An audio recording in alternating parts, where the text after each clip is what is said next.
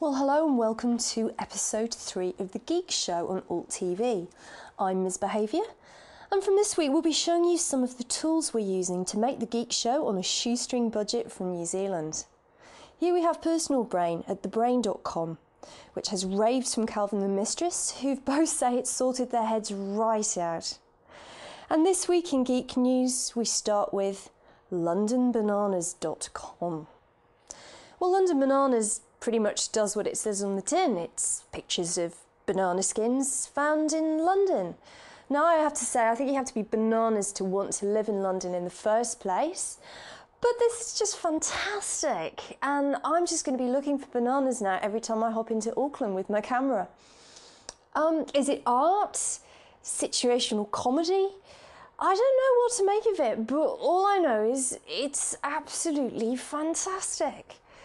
So I'm even considering maybe putting a few skins around town to add a bit of art to the urban landscape. One question, have anyone you know or you ever actually slipped on a banana skin? Or is this the only thing that happens in cartoons? Office workers smoking crack in the back of that one, a little bit dodgy. And I just think this is marvellous. Geek artistry. And next up we have styrofoam dome homes from pinktentacle.com. You think of styrofoams and you think of those horrible white cups that used to litter everywhere years ago. But no, you can actually make homes from styrofoam. Here you can see some in Japan, where they have absolutely huge estates of them for masses of different purposes. The main portion of the dome house can be completed in just 3 hours. Each dome piece weighs only about 80 kilograms and can be carried by 2 or 3 people. And because all the materials are pre-fabricated, assembly is quite easy. In addition, construction of the dome house produces no waste, so it's better for the environment. Now, domes are a fantastic shape for homes, unlike modern boxes that we see everywhere. They can go up very fast, they look gorgeous, and they're also earthquake and fireproof. This is why we're seeing more and more of them in Japan, and they're incredibly cheap and easy to make at under around $30,000, I believe, before you transport them and construct them. I think they look gorgeous, a little bit like Hobbiton Hole, and I'd really love to see more of these round houses nestling into our beautiful landscapes across the globe. And another quick one from Geek Living, and this one would keep your geek at home happy for hours, though not so great on your fire escape. So here we have the Geek Lock. That's all I can describe it. So I found this site on creativecloseup.com, where the Geek Lock was from, and there's heaps of cool stuff there.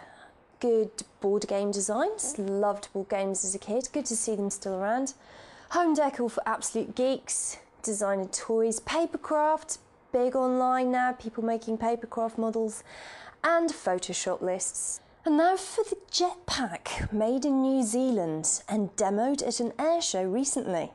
It's due to be commercially available soon, funded by No. 8 Wire Ventures in New Zealand.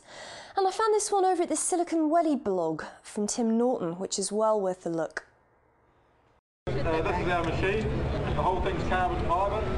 We've had to develop it like the Wright brothers. We've had to develop our own engine, our own flight control system. We've had a team of ex-Harrier pilots helping us with that. The machine is thrust-driven, of course. There's a flight display for the pilot. We've got a lot of impact-absorbing undercarriage built into the machine. Ballistic parachutes for safety. We use standard fuels as opposed to hydrogen peroxide, and instead of flying for 26 seconds, you can fly for up to half an hour. Now on to Hacker Hero. This is a great story from the UK. Dr. Malcolm Coulthard from the Newcastle RVI hacked together a mini kidney dialysis machine in his garage to save the life of little Millie Kelly, who was too small for the NHS machines. And finally, in more hacker news this week, French reporters thrown out of Black Hat hacking conference in Las Vegas.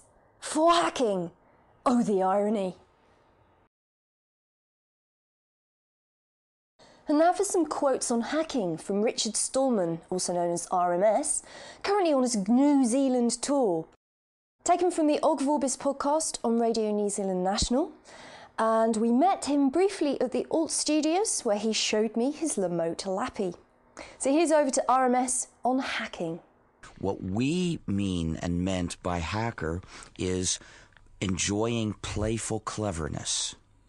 And this doesn't just mean with computers. If you like playful cleverness, you'll find ways to be playfully clever in whatever medium happens to come to hand.